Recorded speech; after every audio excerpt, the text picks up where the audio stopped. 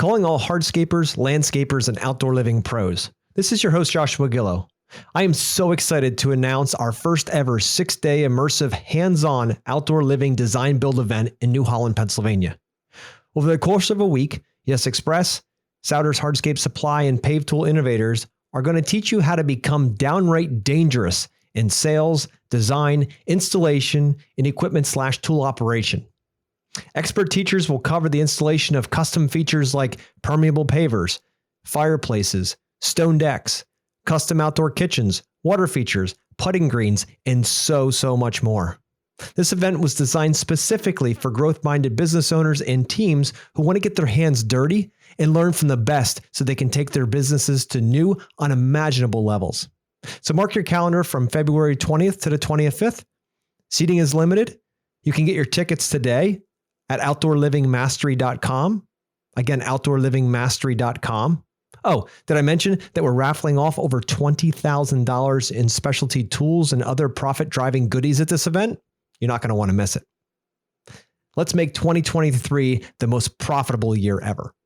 Now back to the show. Hello, and welcome to Outer Spaces, a podcast dedicated to empowering designers and contractors in the outdoor living space. Through this show, I hope to create a powerful resource for you, someone who is trying to grow their company but might not have all the tools and processes to do so. On Outer Spaces, we're passionate about breaking the chains of small mindsets and helping contractors just like you take control of their businesses and their lives. My name is Joshua Gillow, and through my 25 years of dirt under the nails experience, I look forward to sharing tips, strategies, and other contractor success stories here on the Outer Spaces podcast. Now, let's get on with the show.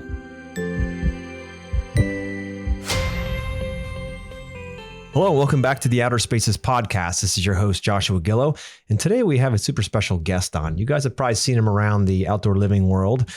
He's done some amazing things in his career so far, and he's a senior landscape consultant at Complete Land Sculpture. He's also known as the Dallas Designer. He's got tons of awards to his name. He used to play pro hockey. He does a lot of really cool stuff. And I want to bring him on the show to unpack his life so far. It's very interesting and to see his perspective on business coming from the pro hockey arena. So without any further ado, Timmy Mack, welcome to the show. Hey, Josh, thanks for having me. Hey, no problem, man. Thanks for finding some time to come on and chat about business and life and all that good stuff. I love seeing all your posts on Facebook now, the 365-day challenge, and the fact that you've taken time each day to help other people has just been an amazing thing to see. And I'm so glad we can get you here on the show so we can unpack how you went from pro hockey to outdoor living and a lot of stuff in between and what lessons you brought across the board from the pro hockey career. So take us back, Tim, if you don't mind, back to, childhood up through pro hockey and how the heck you ever ended up in the outdoor living space. Well, I grew up in the Northeast and I was in the Pittsburgh area. I grew up, I'm 52 now, and I grew up playing hockey my whole life. My father and my grandfather, they only played hockey to a certain level. So I had hockey kind of forced down my throat for years and years. So I've taken a different approach with my kids and my family, not to force anything on anybody. So part of the positive approach that I have right now is based on like the way I wanted to change my perspective on life. And, I went from, my dad was a teacher, we weren't well off. So everything I had to earn in life. So I kind of like that work ethic, and I like, when I see guys with that work ethic, I want to help them. So the positive approach that I've been taking with this 365-day challenge is just to instill some of the things that I've done in my life, because if you create good habits, then you'll deliver good things. So it's being consistent, and small things will lead to big things. So I went to Bowling Green University, and I was there for a weekend. That was quick. I got there on a Thursday. I just turned 17. I just got done making $3.35 an hour at an amusement park.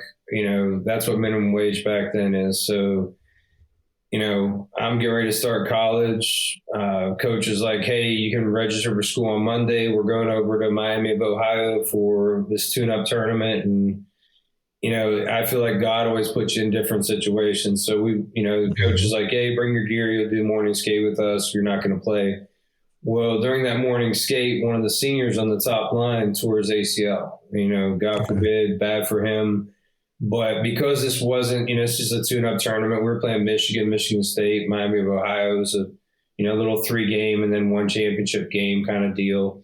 I just turned 17. I was like, coach is like, hey, we're going to let you play. I talked to other coaches. So instead of mixing up his other lines, he puts me on the top line with these 2 European players that didn't know this at the time, but there was like 13, 14 scouts there to see these guys.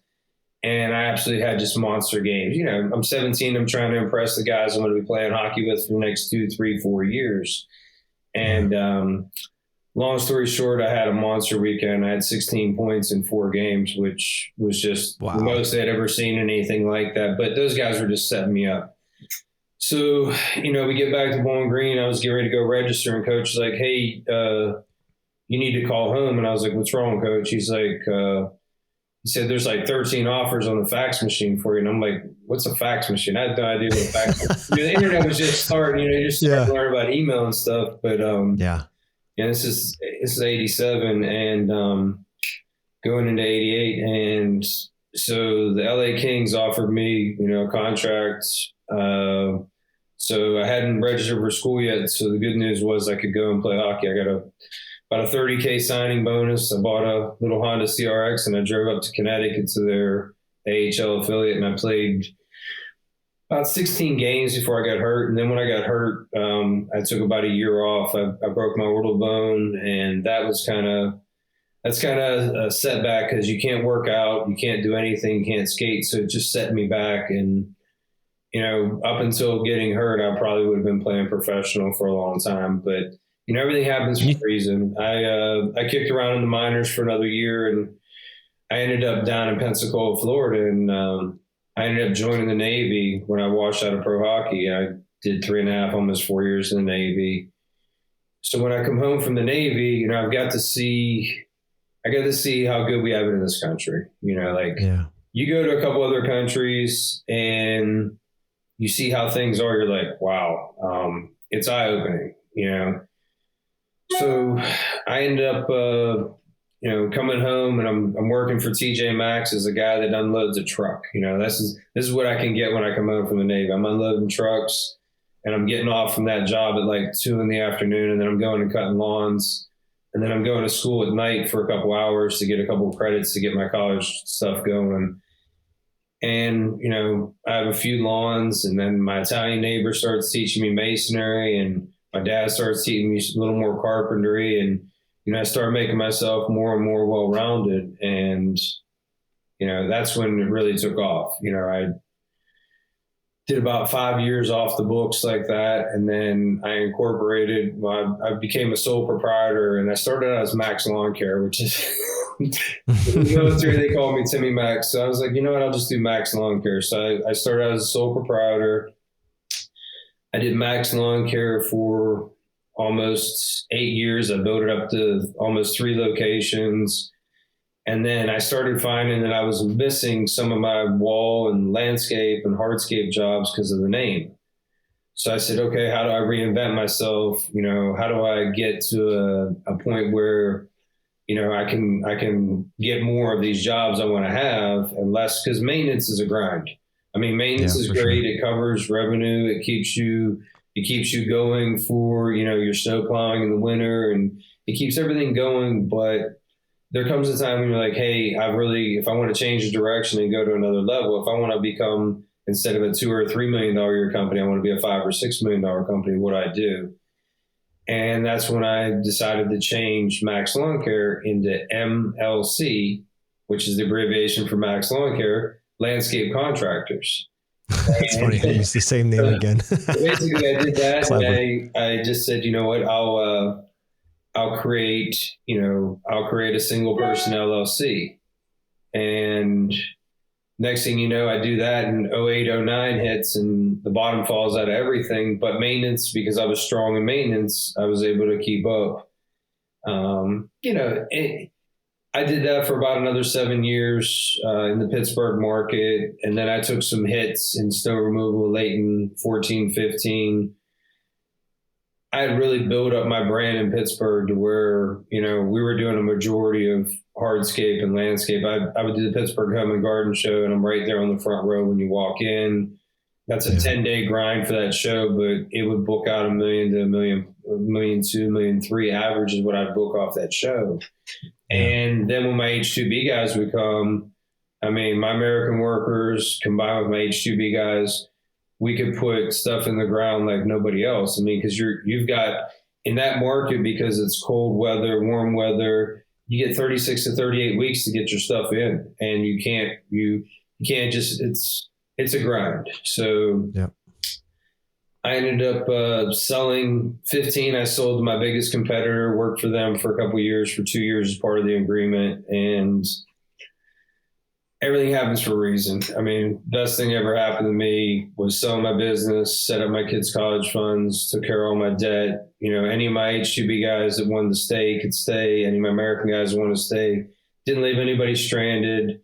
Worked for those guys for the 2 years that I agreed to. And then I was on, at the end of 17, I basically toured the country. I interviewed with Mariani. I interviewed with all the big boys. Like, I basically could punch my own ticket anywhere I wanted to go. But I had been down to Dallas in 16 for a thing called Grow, and it was held at Complete Land Sculpture. So I remember their facility. I mean, their facility's like walking in Jurassic Park. Like, they got the big front gate, and they got this bar across their beautiful facility, great location. And the Dallas market at the time, I mean, just doing some research, and I was like, holy cow, everybody's moving here from the Northeast. They're moving down here from Chicago. They're moving from California.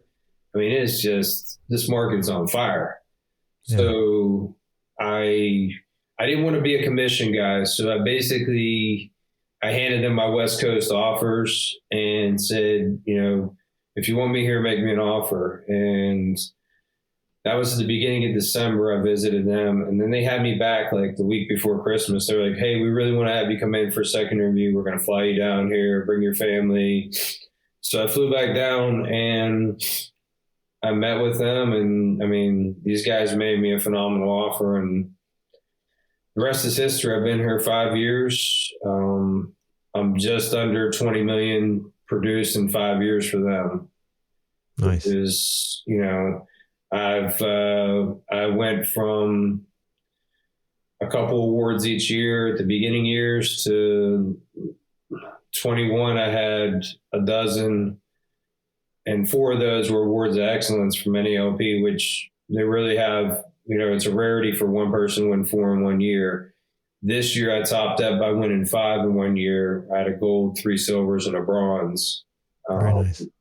Had a couple landscapes of the month with NLP, but it's the opportunities that are there. Like, these opportunities all are based on how you know, a lot of these are referrals. Like, it's how well did I do with one job to get to another. So again, I'm going to be here for another 5 years. I have 4 kids, one off to college, one ready to be off to college.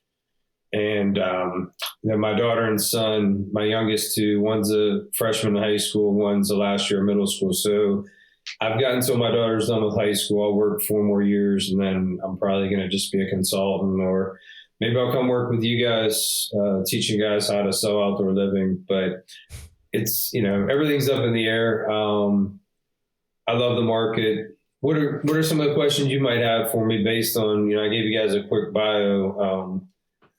I could talk for days about it, because it's all positive. Yeah. Everything I've done has been positive. I mean, there's been some hiccups in the road. There's been some things that have happened, but for the most part, it's staying positive and not going backwards, always looking forwards.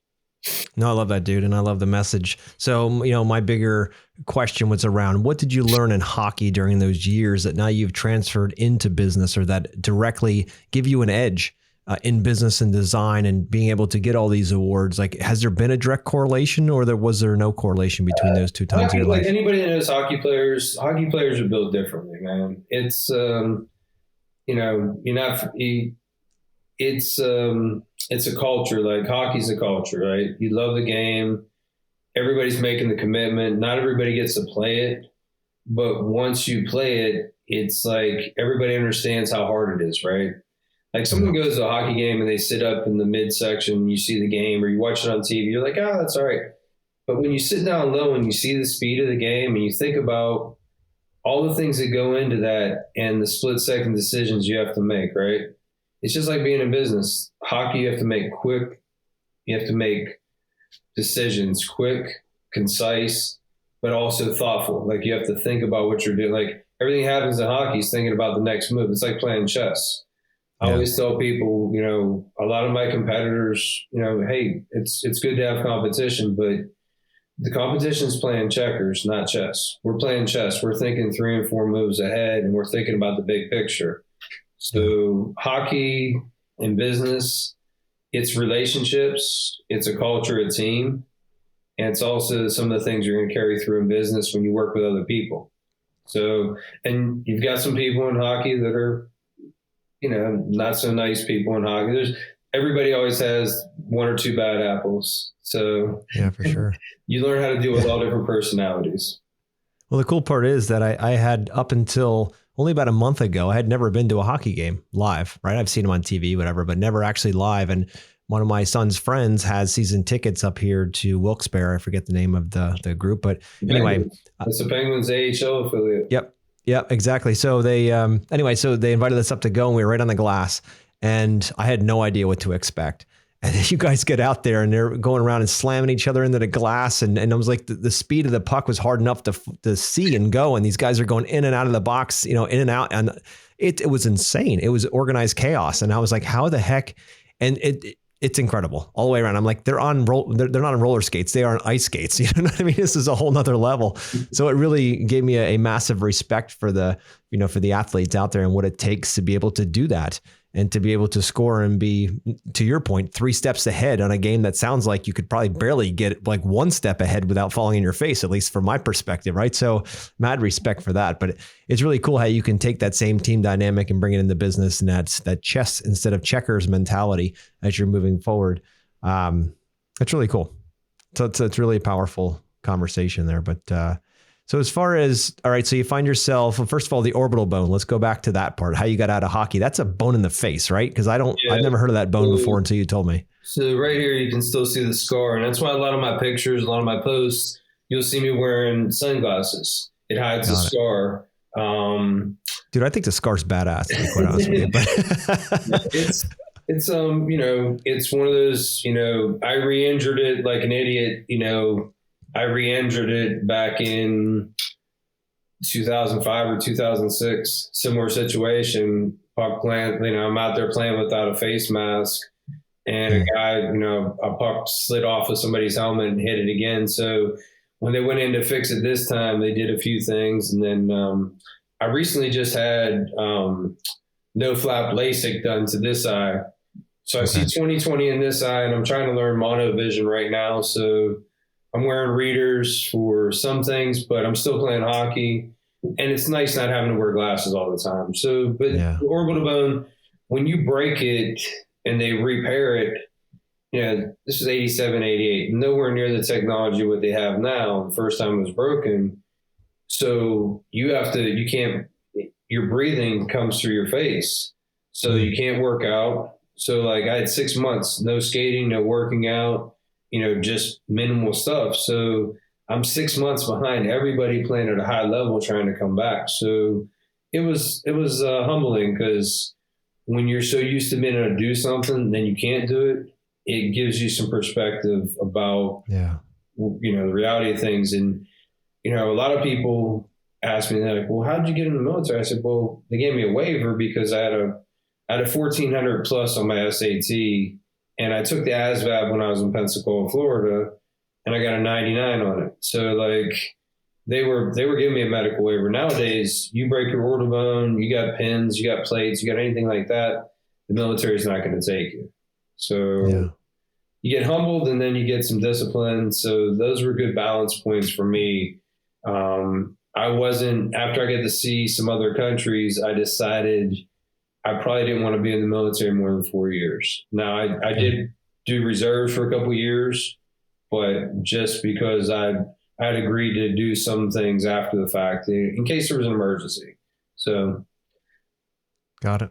Now, so you do that and you get into outdoor living. What attracted you to this? I know you said your neighbor taught you masonry and you were mowing lawns and then you wanted to make more money, that kind of thing. But how did you go from, pushing a lawnmower essentially, right, and learning how to stick rocks together to doing millions a year in revenue and doing the incredible work that you're winning awards for now? How do you go from one to the other, and how fast did you get there? What was your method of launching that?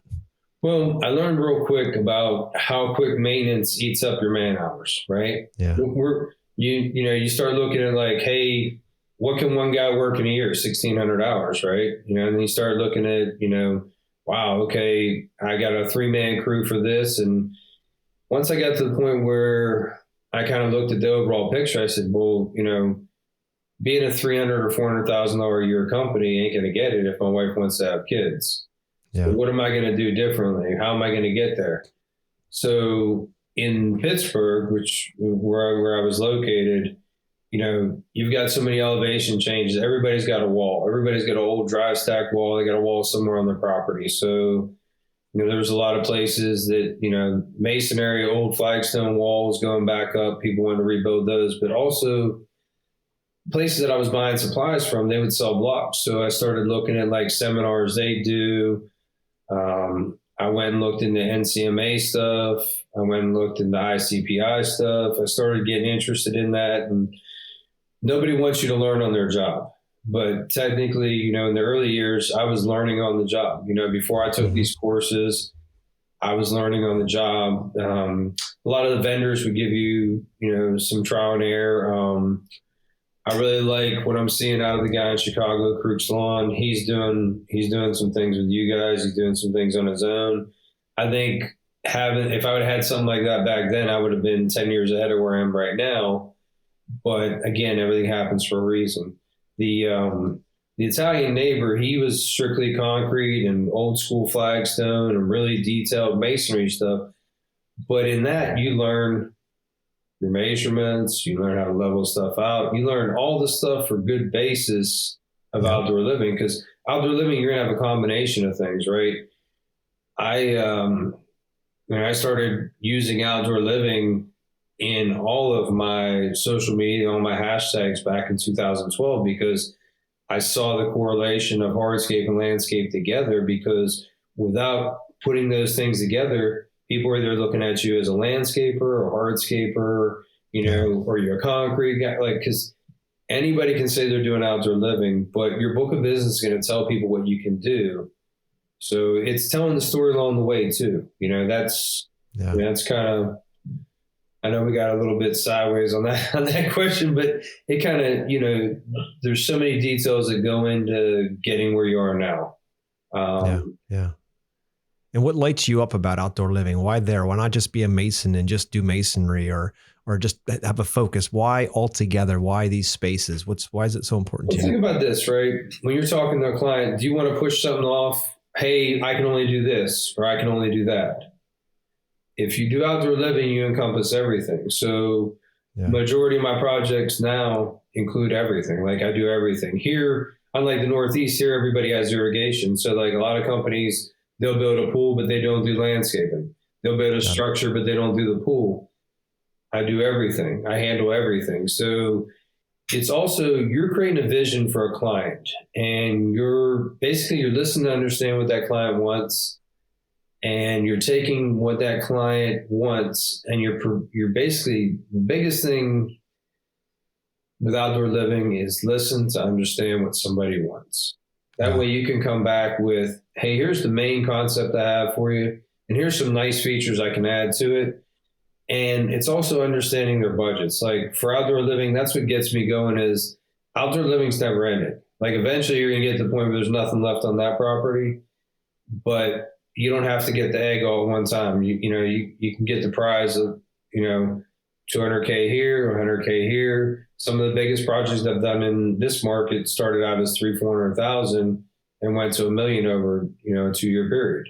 Yeah. So outdoor living encompasses everything outdoors, and you're not locking yourself into I'm this or I'm that. You're the designer for the client. And outdoor living gives you so much opportunity. If you box yourself into one thing, you're getting married to that one thing. Outdoor living gives you ultimate opportunity to create, and it's always going to be evolving.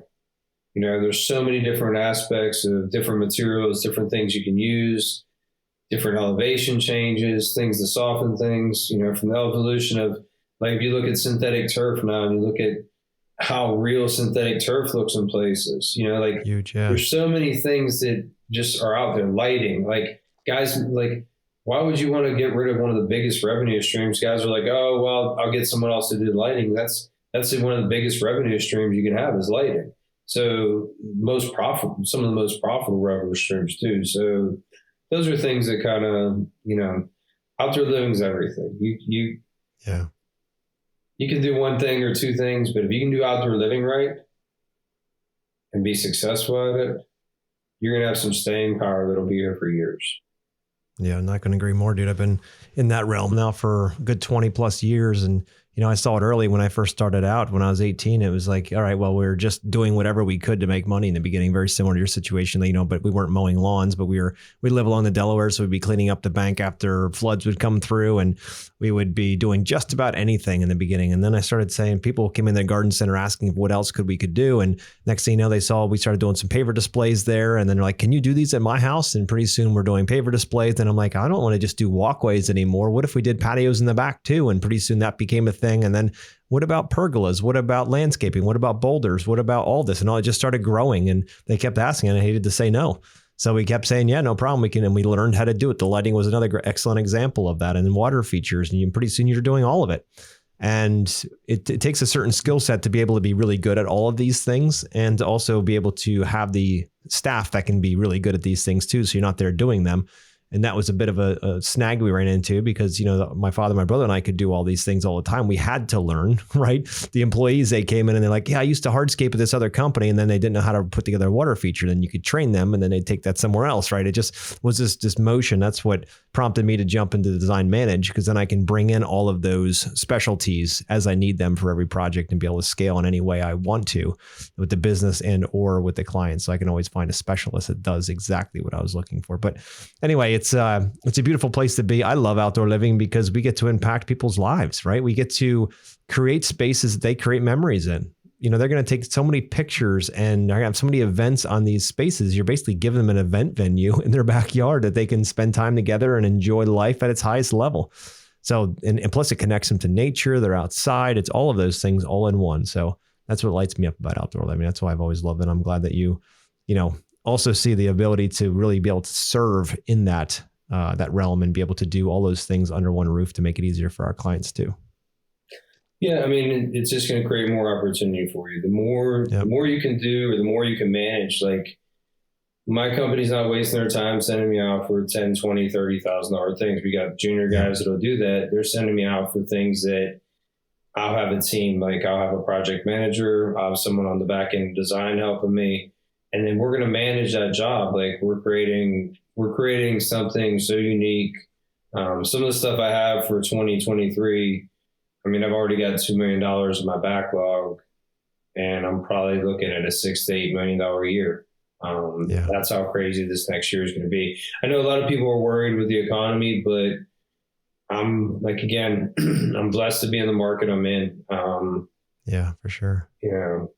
Texas is a different animal. I've been there. I've never had a business there, but everyone I talk to in Texas, they're like, everything's bigger in Texas, and the people move there with the money, and they have the longer seasons. You come from Pittsburgh. I'm in north of Philadelphia in the Poconos. So, we get the idea that for 3+ months, no one's going outside. So it really kicks into the idea of investing in the space, but having, in a Dallas market, I assume you get a lot more use out of it. So therefore there's a bigger opportunity for people to invest in it as well. There is. And today's sales nugget's going to hit home. This is all about your client asking you for discounts on your projects. The answer is always no. You don't give discounts to projects. Here is the reason why. If you're a client and you have decided that you're going to do a project that's, say, $10,500, and your client wants to round you down to $10,000, and you say, yeah, no problem. If you do the whole project, we'll do it for $10,000. What do you think your client's thinking? Client's thinking, oh, I got a deal. Sure, that's part of the thinking. Second is, well, your client's thinking, if I didn't ask this person for $500 discount, they would have charged me $500 more. Do I really trust this person? That's the big question, right? When you go into a pricing situation, you better have put some thought into the price that you're going to offer to your client. And the price is the price. $10,500 is $10,500. Now, there is only 3 levers you can pull in order to change that price. First lever that you can pull is sweat equity. So if the client is willing to knock down a tree or pull out some bushes or demo, basically the demo world, right? Take the deck down, remove the old pavers and get them out of your way. The demo stuff, that can save them some money on the demo side. That's one lever. Second lever, we call it sweat equity. Second lever is going to be, all right, I see that we have pavers all the way through this project. We can use cheaper pavers or we can do concrete. So we're going to change the overall materials. So they can use materials to change the price. And the third is going to be scope. Okay, Mrs. Jones, of these 5 different features that we're planning for this space, which one would you like to take out to bring the price down? So those are the 3 that you use. So your price is your price, either sweat equity, scope, or materials. They're the only 3 things you can change in order to bring the price down. Again, making sure that you know your numbers and that you're offering them the price that you're comfortable with, that you can make a profit on, and they can also enjoy a great solution from. There's only those 3 levers. Do not give discounts. My company that I'm working for, Complete Land Sculpture, they've been around for 35 plus years. Yeah. So they've got a good brand recognition in the market. They want to grow to be a bigger maintenance company over time because that makes them, they think that makes them recession proof. Yeah. I'm going to keep doing outdoor living with them. My goal is to do 10 million in 1 year. I don't know if it'll be 23 or if it'll be 24, but it's coming. I've got the pipeline, and with the marketing and branding, the way I'm growing things, a lot of the outreach stuff I'm doing, just some of the neighborhoods I'm in and some of the referrals, there's a possibility. I mean, to get 10 million in a year with 1 or 2 teams, we use the H-2B visa program. So we bring about 200 guys from Mexico on the visa program every year. Mm-hmm. But out of those 200, only about 40 or 50 can do outdoor living. Okay. There's, a lot of those guys are doing maintenance or landscape, but when it comes to masonry and construction, I lean on subs heavily. And for me to get to 10 million, I'll probably have to do 4 or 5 million in sub work to do that. But, I'm doing that at a 40 plus margin, which is unheard of. But that's pretty sick. I'm building budgets on the front end with a client. So I'm establishing budget first. Mm-hmm. And that's the biggest thing guys miss in outdoor living is establish that budget up front. They want to come back with this grandiose plan, but it's not meeting the budget. So in Dallas, I'm blessed with bigger budgets than I would in the Northeast. So again, opportunities here. So how do you approach budget when it comes to a client? Do you have any silver bullets that you use, or what's your overall strategy to getting them to agree to a budget that is in both of your best interests? Well, I mean, when you start talking budget, you're looking at the project and you have an understanding of the market you're in. You know what it costs to do things. Your job is to educate the client on what the budget should be, not asking them what their budget is, or you can ask them off the cuff, hey, do you guys have a budget in mind? That's just a conversation piece. Everything else, you're going to educate them on what the budget should be. And if they don't have the budget for what they're asking for, your goal as an outdoor living or a landscape designer or whatever it might be, your goal is to figure out how you get them there. And if it has to be done in stages, it has to be done in stages. Some people aren't going to be able to do everything in one time. And that's the reality of when you get into big purchases. When you start talking about, I have $1 million house that I'm putting 750 in their backyard, which I had to have that conversation, to come to Jesus moment with, hey, are you ready to put $750,000 into your backyard for this pool when you bought your house 5 years ago at $1 million? it's now worth 1.3. It might get to 1.7, but you're not getting $700,000 back in value in what you put out here. Now, what you are going to get as a memory maker, you're going to get this outdoor living space that fits the house. You're going to be able to walk out back, use this anytime you want. You're working from home. You want to come out here. Those are the conversations you have to have. You have to make it make sense for them, because anytime you make a big purchase, you're going to think with your gut. A lot of people aren't going to make a big purchase like snap of a finger and we're going to do it. You have to establish a reasonable budget and a realistic budget. Like a lot of people say, oh, I have a good budget. And then when you go through things, they realize they don't have a good budget. So it's being realistic with the client and setting realistic expectations. A lot of times in this industry, guys set unrealistic expectations. And the minute you start out setting unrealistic expectations, someone's going to get that let down other than you. You're going to let down a client. Yeah. There's going to be all kinds. It's not going to go as smooth as you'd like.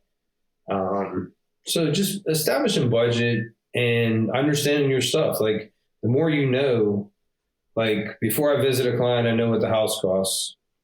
I know the area. I've already looked at the median values of the house around it. I've done a little bit of homework before I go there, so that when I go and sit in that meeting, I'm not going in there blind. I'm going in there with, I know what the neighborhood's value is. I have some understanding, and I can look at the areas where they want to do something and I can come up with a budget that makes sense. But also just some little homework you do before you go there is going to be helpful for establishing budget. A lot of things get missed. Yeah. Yeah. And it's important that you're already helping the client see, like when you mentioned earlier about having an idea that the house is worth, say, $1 million, you fill in the blank, it doesn't matter. It was worth about $1 million. And you're like, well, certain percentage, most people would invest in their backyard. So this guy here's at, 3/4 of his value, 75% of his value in outdoor living. Is that even wise? So bringing that to their attention and say, guys, look, you see, this is where you're at in this market, because people are going to get there anyway. Right. Your clients are going to eventually have that realization. So you might as well be part of that conversation with them so that they see where they're going. And then you become that guide, as you mentioned earlier, to guide them in the right direction. Is that how you see it too, Tim? That, and it also establishes value to them, because they're looking at the perspective of, you didn't sell them something to just sell them something. You've walked them through, you've taken the time to kind of educate them. Like that's also part of the reason why I say educate your client on what the budget should be for the things they want, so that when they see the value, it's an understanding. Like they've come to the realization, wow, this guy really cared about us. Because people, people don't know, it's hard for people in this day and age because so many people are just selling stuff to sell stuff. It's getting a client to buy in that you care. Yeah. People don't care what you know until they know you care about them, right? So you could be great at your job, but if you don't show empathy and understanding for a client, you're less likely to get that job. And if you have genuine empathy and understanding for a client, they're going to refer you to other people because of the experience. They're going to remember how you walked them through and you guided them through. Because as an outdoor living designer, which encompasses everything outdoors, your goal should be to build a relationship with a client to better understand how you help them. Like put yourself in there. Like you ask things like, hey, do you have kids? Do you have pets?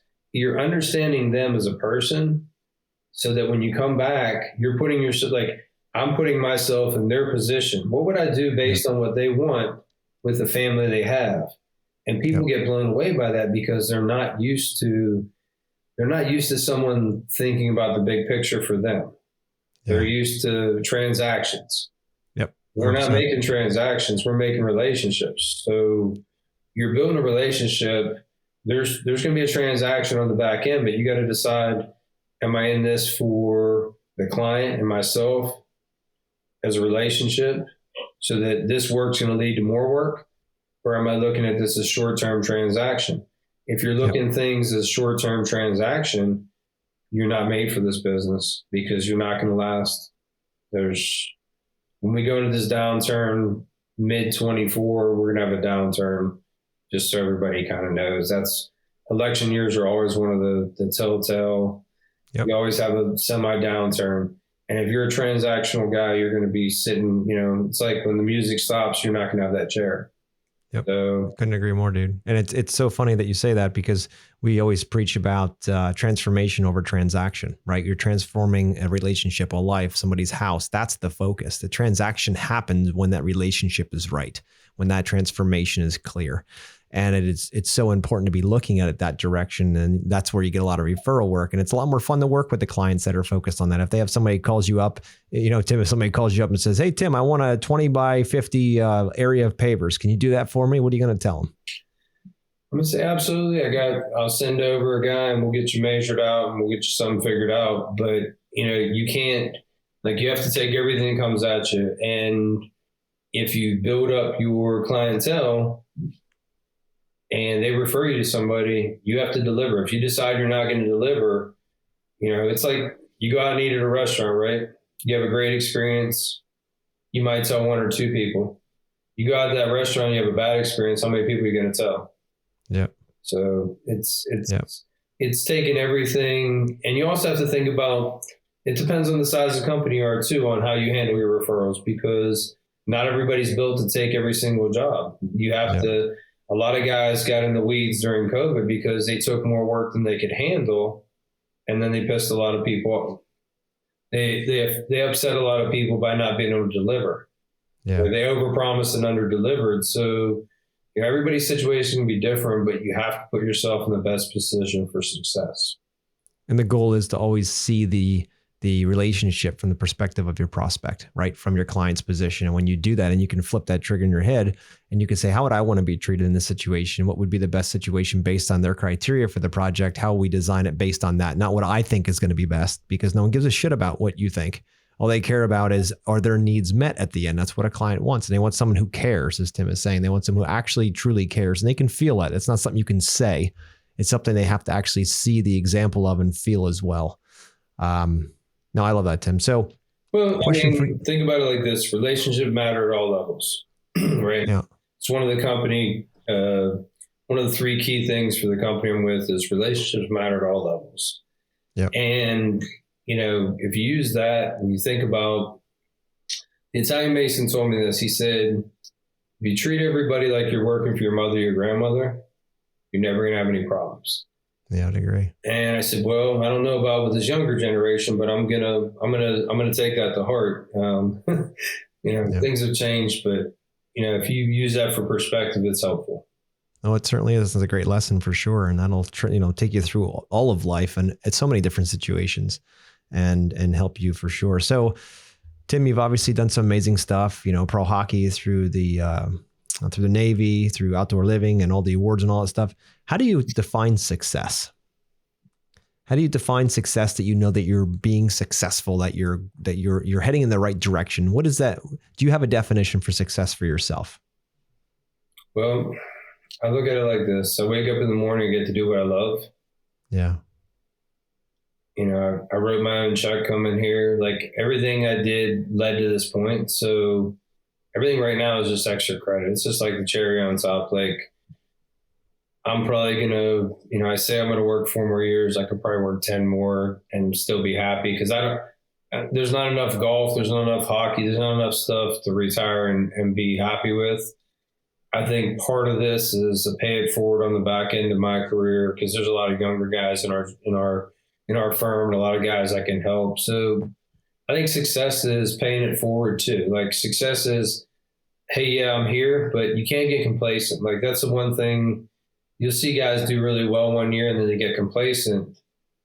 Success is staying focused. Success is staying on your grind, understanding what's important and looking at the big picture. Because at the end of the day, success to one guy is going to be different than another. But for me, is not getting complacency. Complacency will kill you. Feeling that you made it will kill you. Yeah. It's one of the big, like the old saying is, we've always done it that way, right? We've always done it that way. That's the biggest thing that'll kill a company. We've always done 100%. It. So success is what you make it, but thinking about the big picture is how you stay successful. If you start getting complacent, that's it, done. So No, I couldn't agree more, dude. Because, in life, as you get to a certain point, a certain level of consciousness, as you grow, you start realizing that all of the things that you used to focus on for survival, paying bills and all that, once those things are taken care of and you've grown your business to a level where that's taken care of, your consciousness changes, your focus changes. And it changes into more, or at least it will if you want it to be a happy, fulfilled life, is going to head more toward the growth and contribution side of your world. It doesn't really matter your age, but at a certain point, usually in your 40s and 50s, you start realizing that. You start thinking, wait a minute here. What really lights me up is growing. So there's always, to your point, never getting complacent, always becoming a little bit better, just a little bit better personally, spiritually, financially, all that. And then on top of that, to then contribute and help others, lift them too. And that brings joy to the human heart. And there's just no way around that one. So I appreciate that you've seen that and that you're doing that as well, and taking all the stuff you've learned in your life and helping others get there, just like that Mason did for you when you were, much younger. That same mentor, that same voice in your mind, now you can be for somebody. And there's no better feeling, that give back you talk about. There's no better thing you can possibly do for humanity, the industry, or anything, but to share what you've learned. And whether you're 22 or 52, doesn't matter. Everyone can share. Each one teach one is the mantra, right? We all have special gifts. We're all given, God gave us all gifts that are special to us, just like fingerprints. And our goal here in life is to share them as much as we can, not to keep them for ourselves so that someone else will have or won't be able to beat you, quote unquote, or compete against you. It's not that at all. It's crazy. I mean, you think about it, competition is me versus me. Exactly. Not me versus every day. you or me versus the other guys in the industry. It's me versus me. Yep. I have a goal for myself in 23 that I'll share with you. Like, I had 4 NELP awards in 21. I had 5 in 22. I'm going for 10 in 2023. I love it. I'm going for 10, and I've got the projects to do it. And it's not the quantity. I'd love for 50% of them to be gold. Yeah. Because NELP's never had somebody win 5 golds in 1 year. So that, if it doesn't happen in 23, maybe 24, but it's staying focused on attainable goals. So yeah. I love that. And what about winning those awards is in it for you? Like, what's the bigger why, the bigger push behind it? There's obviously more than just something on your wall. There's something deeper. And I don't have any of those on my wall here. I got them at the office. We got them in our conference room, but it's sharing the success. Because for me to be successful, it takes hundreds of people working together with me. Like, every job that I've ever won an award for, it didn't win it by myself. I won it because we had a team. We had a cohesive unit.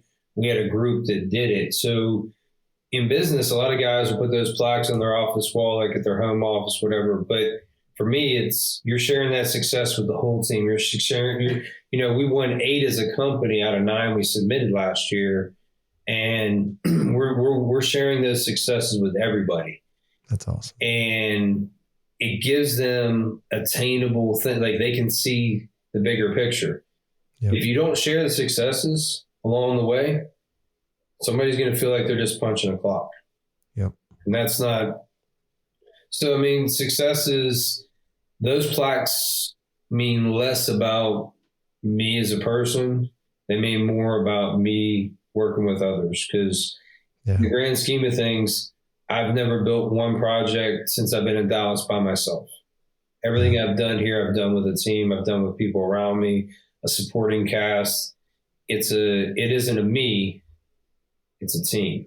A lot of people, that's the other thing. Like, when you think about hockey and other sports, when you hear someone talk about something in hockey, like, you ever hear a guy in hockey, he's always talking about how somebody else helped him do this or somebody else set him up for that.